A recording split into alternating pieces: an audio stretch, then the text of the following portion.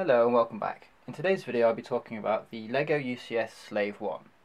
Slave 1 was owned in the original Star Wars series by the Fetts and is flown by Boba Fett in the Boba Fett, the new Disney Plus series.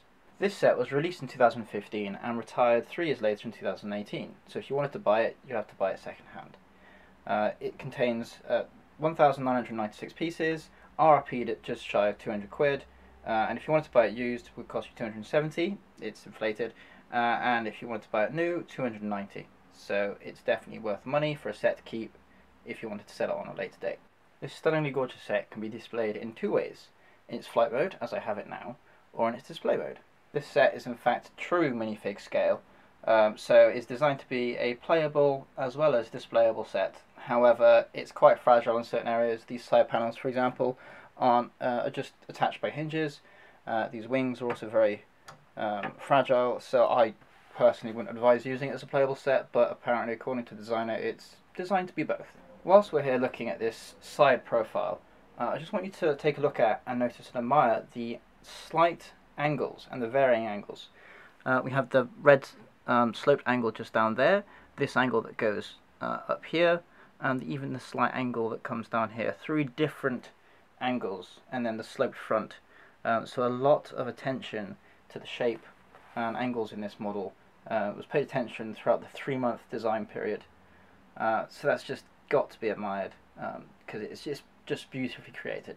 If you look at the base, the red base, or the back of the model if it's in flight mode, it's very curved, using a lot of variety of different slopes and angles and cone-shaped pieces to try and get that effect of all the different curves and angles.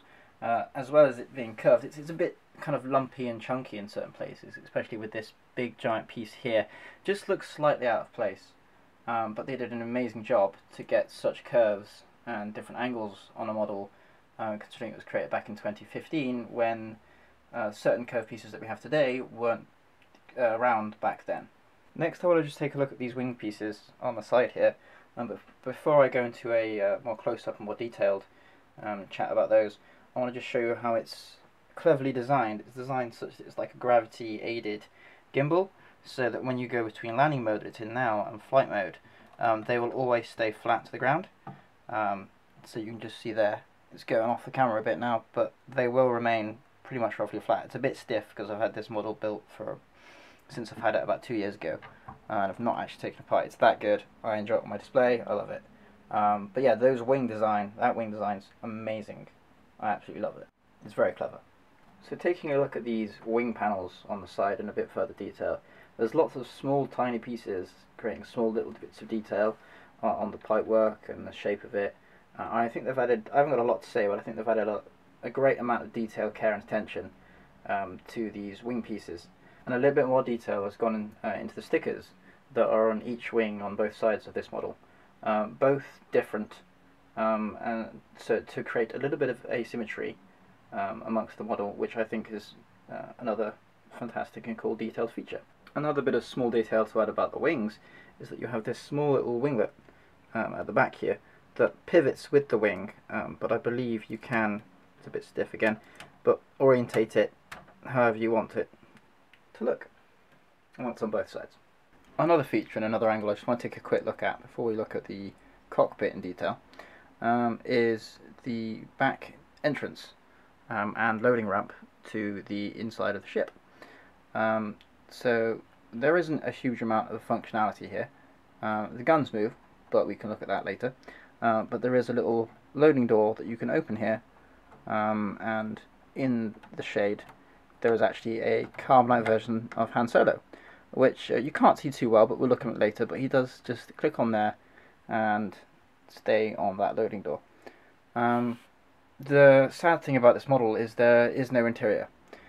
There isn't much space for interior. This red foundation bit is one solid block, and then you've got a rigid frame on the inside, space for a cockpit on the front, and then the panels that clip on the side, but again just very little to no interior, which to me is upsetting. Be nice to have a little bit, but I understand on the scale of the model there isn't much space inside. So let's take a look at the cockpit now. The cockpit is usually easily displayed, although there's some horrific glare on there. through this bespoke and specifically made window plastic piece, which just slides off. Bit difficult there, but it just slides up and off like that, and you can see Boba Fett there chilling in his seat, which pivots depending on which angle he sat at, whether it's in landing mode or flight mode. Let's take a further and closer look at the cockpit now. So taking a closer look at the cockpit that Boba sits in, as I said, the chair hinges up and down, but he's got multiple control panels, some of which are specifically designed for this set, some of which are very generic, like the back ones over here, generic printed on pieces. They're all printed on pieces. And he's also got some gun holsters on both sides, which I think is a really cool detail. It's just incredibly helpful to holster the weapon. I have the Yoda ship set, and there's nowhere to holster his lightsaber, so to have a weapon holster in all Star Wars cockpits, it would be a really helpful feature for any future sets. Let's just put this back on and now take a look at the weapon system. So there are two hidden ports for weapons on the Slave 1, which are amongst these pieces here. They're awkward to get out, so I think that's one of the design flaws. It could be made with some sort of better handle, or even a lever you could pull just to flick them out. But if I flick that one out like that, you can see there's a wide variety of weapons, which is just some really cool detail. I like that they've added variety, and instead of just having one generic type weapon. And on the other side, there's that same hidden hatch, which this one you should pull out from the back. That's not knock the weapon within, because it's a larger weapon. And it's folded in a little bit. It's on a pivot.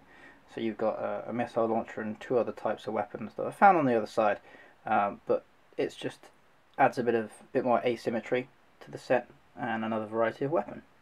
So there's some really cool hatches. But as I said, if they implemented a lever that you can flick from underneath, that would have been just more helpful and easier to get at them, because they're quite hard to pull out and fold away. The other main weapon system that you can see and is on clear display is these dual gun turrets that can move up and down and have almost full 360 mobility.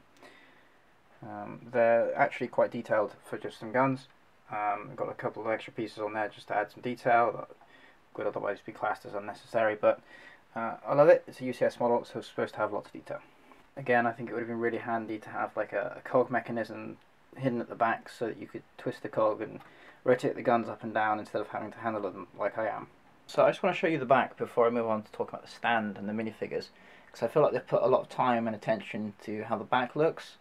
And even though you don't see the back, I like the fact that they've added extra detail, such as the flames from the boosters that you can see here, and the satellite dish. Although I feel like they're missing the dispenser for the Void 7 seismic charge, and I think that would have been a really cool feature to have small blue, transparent blue barrels just drop out of a dispenser, and to add a bit of extra playability in it. So I think that's a really cool missing feature that they missed a beat on. So next I just want to talk about the stand. So the stand is pretty basic. It's got the plaque, which I will show you. You can pause the video if you want to read, as well as 4 connector points. It's actually really easy to mount the Slave 1 onto the stand, which is convenient. And it's incredibly sturdy. The model doesn't wobble at all on it, even though the model is fragile, the stand definitely isn't. And that's perfect and beautiful to see in a LEGO UCS stand. You pay for what you get, basically. So here's the plaque. You can pause if you want to read. It just shows you all the types of weapons it has and the specifications of the vehicle. So here are the 4 minifigures that come with the set. We've got a Han Solo, a Stormtrooper, a Bespin Guard, and Boba Fett. So let's start with the Han Solo. It's pretty standard Han Solo. He's got 2 facial expressions, the one that you currently can see, and one that is, I guess, a squints as he gets carbonized. Which you will see on the carbonized piece that he can clip onto, which I'll show you after this. A pretty standard Stormtrooper, and a very bog standard but still cool looking Bespin Guard, and then Boba Fett, which I want to talk about a bit more in detail, so I'll just move the rest of these out of the way. Boba Fett here is by far the main minifigure of the set, with the most detail put on him. I believe he is a younger version of the Boba Fett, which we can see when we remove the mask. So there we go, helmet off. You can see he's a younger version than in other sets. He's got some extra prints, some lower body prints on him with a bit of tattered armour. He's got a side cape there and the jetpack you can see on the side. And on the other side he has some more arm prints. He's got two of these weapons. Both can get holstered in the cockpit. One is currently holstered in the cockpit. I've got him holding one at the moment. And if I remove his cape, on the other side he's also got some other arm prints. So he's got some cool arm prints on this side of the Mandalorian mantra. So he's really detailed. He's only got one face on him, and that is that one, of a smirking / evil grin.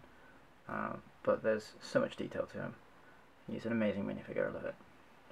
So here we can see, and I'll have to hold it, the carbonized block of Han Solo. And it's got all these printed details on the front. It's got the same expression at the top there.